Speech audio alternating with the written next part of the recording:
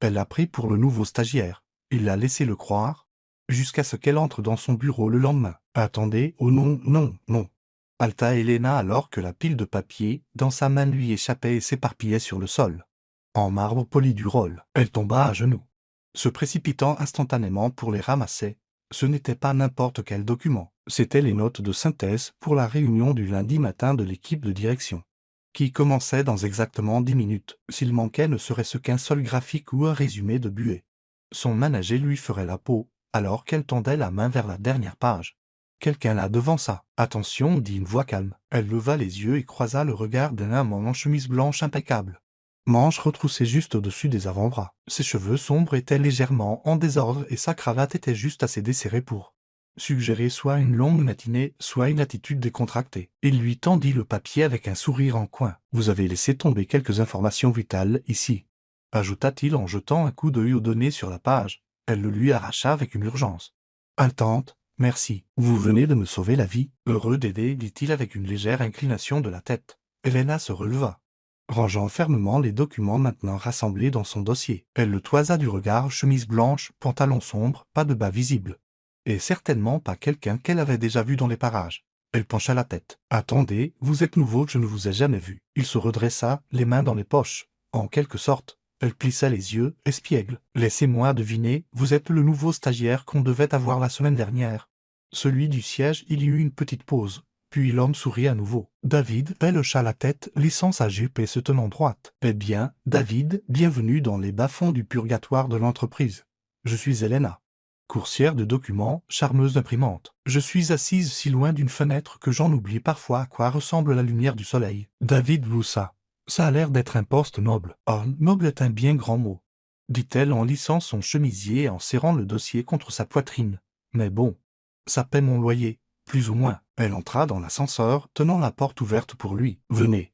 Il vaut mieux éviter d'avoir l'air trop perdu votre premier jour. C'est là que les requins sentent le sang. » David la suivit à l'intérieur, se tenant à côté d'elle tandis que les portes se fermaient. Helena appuya sur le bouton du 12e étage. « C'est là que se trouve le chaos du marketing. Je vous suggère de sourire beaucoup, de ne pas vous tromper dans les commandes de café et d'éviter de trop parler au directeur, à moins que vous ne maîtrisiez les regards glaciaux et la condescendance. » Notez, dit David avec un sourire narquois.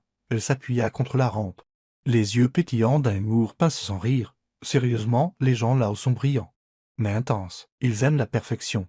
Ils s'attendent au silence. Alors ne mentionnez pas que vous m'avez aidé, ou que j'ai tout fait tomber. Je n'ai pas besoin de donner plus de poids à mon étiquette de stagiaire sur les nerfs. » David leva une main en un serment silencieux, motus et bouche cousue, et ajouta-t-elle d'un ton faussement sérieux. « Si Carole de la compta vous offre une barre protéinée, dites non, faites-moi confiance. » Il rit de nouveau, d'un son facile et sincère. Elle le regarda de côté. « Vous avez l'air bien trop calme pour un premier jour. La plupart des stagiaires ont l'air sur le point de s'évanouir. Peut-être que je suis juste doué pour faire semblant, » dit-il. L'ascenseur sonna. Helena serra son dossier. « Eh bien, bonne chance, David, on se verra peut-être plus tard au stand de granola gratuit. »« J'ai hâte, » répondit-il. Elle sortit rapidement, se précipitant vers la salle de réunion. David resta dans l'ascenseur, regardant les portes se fermer avec un sourire tranquille. Il ne dit rien, ne fit aucune correction. David se contenta de sourire, ne dit rien et laissa le malentendu s'installer. À la fin de la semaine, c'était devenu une routine silencieuse. Déjeuner à la cafétéria avec le nouveau stagiaire, rire autour d'un café bon marché et regards échangés qui donnaient à Helena l'étrange sentiment d'être enfin vue. Elle ne savait pas vraiment comment ni pourquoi cela avait commencé, seulement que c'était devenu la partie la plus facile de cette journée. C'est elle qui en avait pris l'initiative. Après tout, il l'avait sauvée avant cette réunion, la rattrapant avec les dossiers pour lesquels elle avait failli perdre son emploi.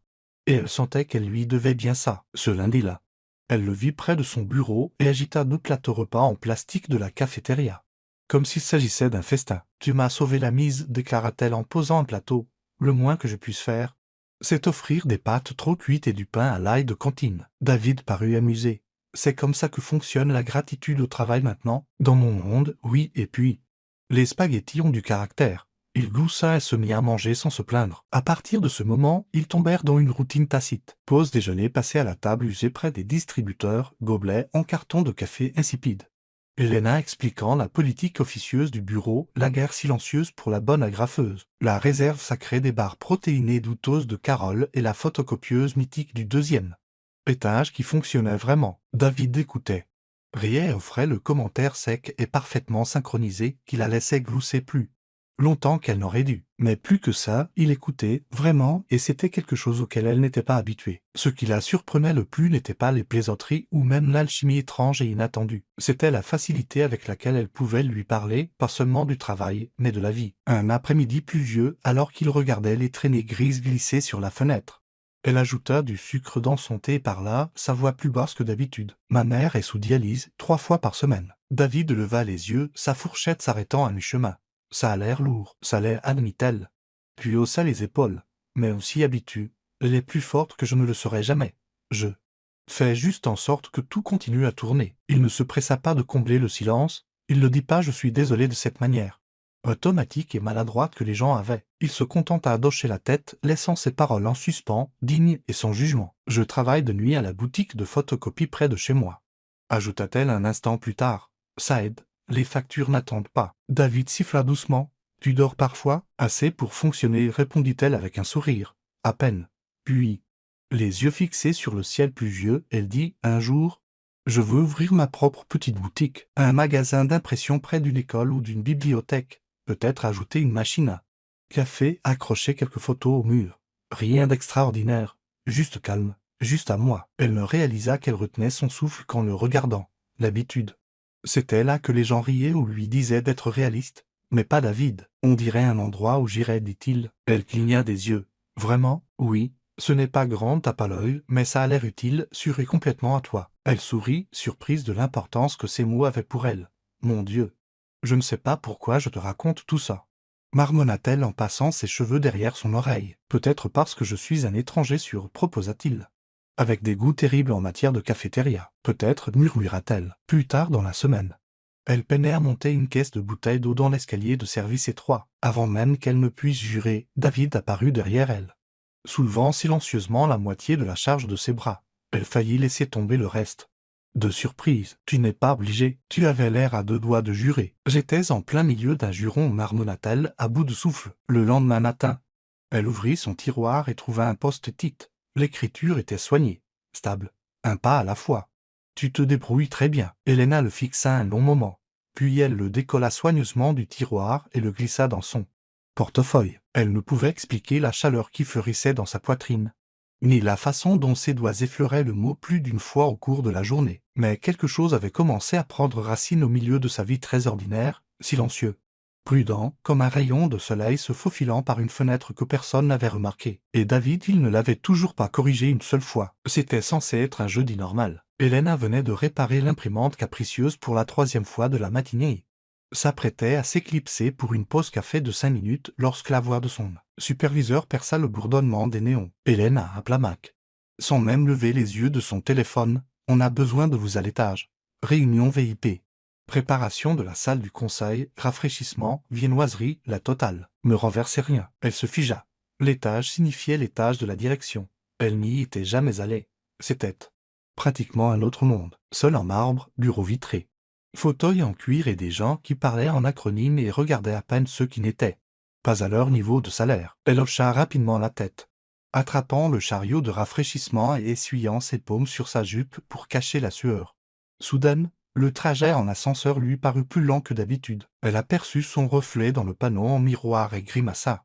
Il y avait de légères ombres sous ses yeux à cause d'un service tardif à la boutique de photocopie la nuit précédente. Son simple chemisier blanc était légèrement froissé et ses cheveux, habituellement en chignon soigné, frisottés à cause de l'humidité du bâtiment. Elle prit une profonde inspiration et sortit lorsque les portes de l'ascenseur s'ouvrirent. La salle du conseil était plus grande que n'importe quelle pièce où elle avait jamais travaillé. Des fenêtres du sol au plafond inondaient la pièce de soleil.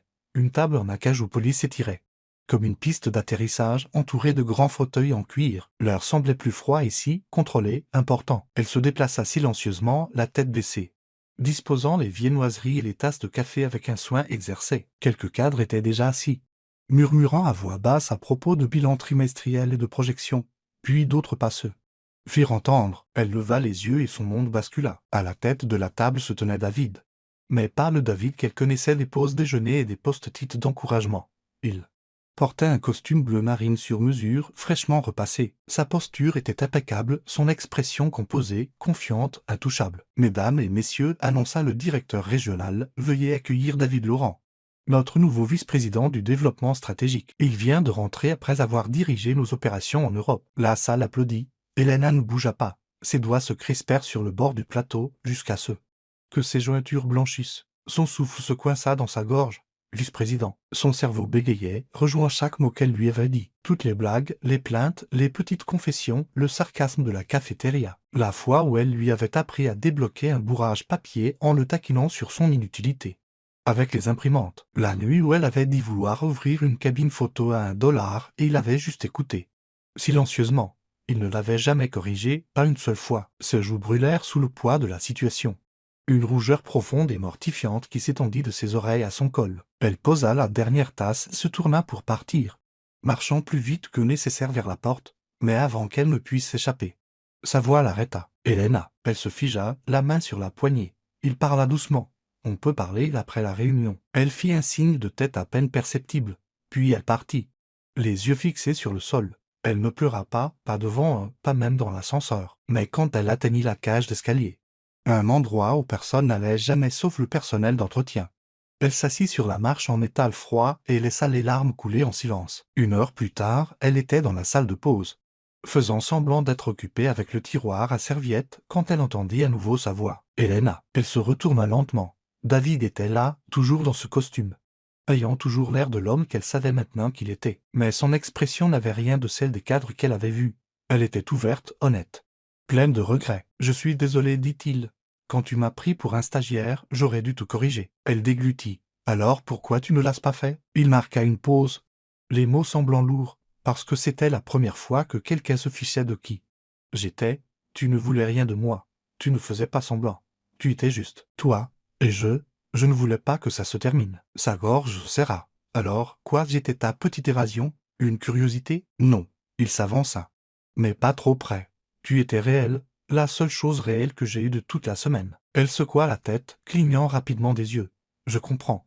Ajouta-t-il doucement. Tu ne veux probablement plus me voir, mais je pensais chaque mot. Chaque déjeuner, chaque mot. Elle ne dit rien. Ne pouvait rien dire. Elle le regarda une dernière fois. Son expression vulnérable, en attente, puis se tourna et s'éloigna. Elena avait toujours connu sa place dans l'immeuble, 3e étage, loin des bureaux vitrés et des salles de conseil. Mais maintenant, après tout ça, même le 3e étage semblait trop proche. Pendant des jours, elle évita l'étage supérieur comme s'il était radioactif. Elle arrêta d'utiliser l'ascenseur principal. Elle prenait les escaliers, se cachait dans les débarras quand elle voyait quelqu'un en costume et modifiait ses routines pour minimiser les chances de le voir. David Laurent. Elle ne pouvait toujours pas prononcer son nom complet sans que sa poitrine ne se serre. Son téléphone vibra un matin. « David, je ne me suis jamais moqué de toi. Je n'ai jamais voulu te blesser. Tu m'as plu dès le premier instant où tu m'as parlé comme si j'étais juste une personne. » Elle fixa le message, le pouce planant sur l'écran, puis verrouilla le téléphone sans répondre. Le lendemain, un autre message. David, ce n'était pas parce que tu ne savais pas qui j'étais. C'était parce que tu restais complètement toi-même, même quand tu pensais que je n'étais personne. Celui-là. Elle le supprima. Mais le pire n'était pas les messages, c'était à quel point elle lui manquait. 3 jours plus tard, elle retourna à son bureau après le déjeuner et trouva un petit sac en papier posé sur sa chaise. Confuse, elle l'ouvrit. L'odeur chaude et terreuse du café moulu s'éleva instantanément, son mélange préféré. Le torréfié corset qu'elle avait mentionné une fois lors d'une conversation précipitée. À l'intérieur du sac se trouvait une note manuscrite sur du papier cartonné épais. « Merci de m'avoir permis de me sentir vue. » Son souffle se coupa. Elle s'assit lentement, serrant la note. Il se souvenait. Toutes les petites choses, celles que personne ne remarquait. Jamais vraiment. Elle fixa la note pendant un long moment. Toujours pas de réponse. Mais la colère en elle commença à s'estomper, se transformant non pas en pardon, pas encore, mais en une douleur sourde et persistante. Cet après-midi-là, elle prépara le café et le but à son bureau, et quand l'odeur emplit son coin de l'étage, quelque chose s'adoucit dans sa poitrine. Elle ne sourit pas, mais elle ne jeta pas la note non plus. Le ciel se déchira vers 4 heures de l'après-midi, déversant la pluie sur la façade vitrée de l'immeuble. Elena était en train d'équilibrer une pile de papier quand elle remarqua l'averse par la fenêtre de la salle de pause. Elle soupira. Bien sûr, elle avait encore oublié son parapluie. Elle prit le long couloir vers la sortie arrière, espérant attraper le bus avant que la pluie ne s'intensifie. Mais au coin du couloir, elle s'arrêta net, là, juste devant les portes du rôle arrière. Se tenait David. Il était à côté de l'un des agents d'entretien, M. Ramon, l'aidant à replier un grand parapluie défoncé par le vent. Le tissu était déchiré d'un côté. David, maintenant trempé jusqu'à la taille, riait doucement en aidant le vieil homme à remettre en forme l'armature métallique tenace. C'était le même rire dont elle se souvenait. Pour un instant, il ressemblait au stagiaire qu'elle avait rencontré. Hélène ne bougea pas. Elle regarda David saluer M. Ramon. Puis il se tourna et la vit. Leurs regards se croisèrent à travers la vitre striée de pluie. Il ne sourit pas tout de suite. Il la regarda simplement comme il l'avait toujours fait. Comme si elle était la seule personne au monde. Hélène hésita. Puis ouvrit la porte et se glissa sous les toits au vent en béton. La pluie formait un mur d'argent. À quelques pas, elle fourra ses mains dans les manches de son cardigan. « Toujours pas de parapluie ?» demanda-t-il doucement. Elle secoua la tête, les lèvres tressaillant. Toujours aussi nul pour penser aux bases. « Certaines choses ne changent pas » offrit-il avec un demi-sourire. Le silence qui suivit était plus calme que gênant. Helena expira lentement. « Je ne suis pas en colère parce que tu es le vice-président. Je suis en colère, continua-t-elle, parce que quand je te parle, je baisse ma garde. Je te laisse entrer. Et maintenant, je ne sais plus ce qui était réel. » Sa voix se fit douce. Tout ce que j'ai dit était réel. Elle se tourna vers lui. « Tu m'as laissé croire que tu étais quelqu'un d'autre. Tu m'as laissé te faire confiance et j'ai pensé que peut-être sa voix se brisa. J'ai pensé que peut-être je comptais, pas seulement parce que tu me trouvais intéressante, mais parce que tu me voyais. » David s'approcha. Juste assez pour que sa voix baisse entre eux. « Tu comptais. Tu comptes toujours. Tu es la seule personne qui m'ait jamais parlé sans filtrer ses paroles à travers mon titre. La seule qui ne tressaillait pas quand je disais quelque chose de maladroit. Tu m'as taquiné. Helena, tu m'as grondé pour avoir laissé des ronds de café. Tu m'as raconté ton histoire sans rien attendre en retour. Ça a signifié plus que tu ne l'imagineras jamais. » Elle détourna le regard, clignant des yeux rapidement. « Je ne voulais pas être un test, » murmura-t-elle. « Tu ne l'étais pas. » Elle croisa de nouveau son regard. Juste deux personnes sous un auvent trempé par la pluie. Réduite à le l'été, il recula d'un demi-pas, comme s'il savait qu'elle avait encore besoin d'espace. Le silence s'étira, mais il n'était pas lourd. « On partage un taxi ?» demanda-t-il, la voix légère. Elle marqua une pause, puis hocha la tête. Juste cette fois. Et à côté d'elle, David sourit. Pas le sourire poli du cadre, mais celui qui avait tout commencé. Ils n'ont jamais appelé ça sortir ensemble par voix haute. Du moins, il n'y avait pas d'étiquette, pas de grande déclaration. Juste la certitude tranquille de deux personnes apprenant lentement à connaître le monde d'eux.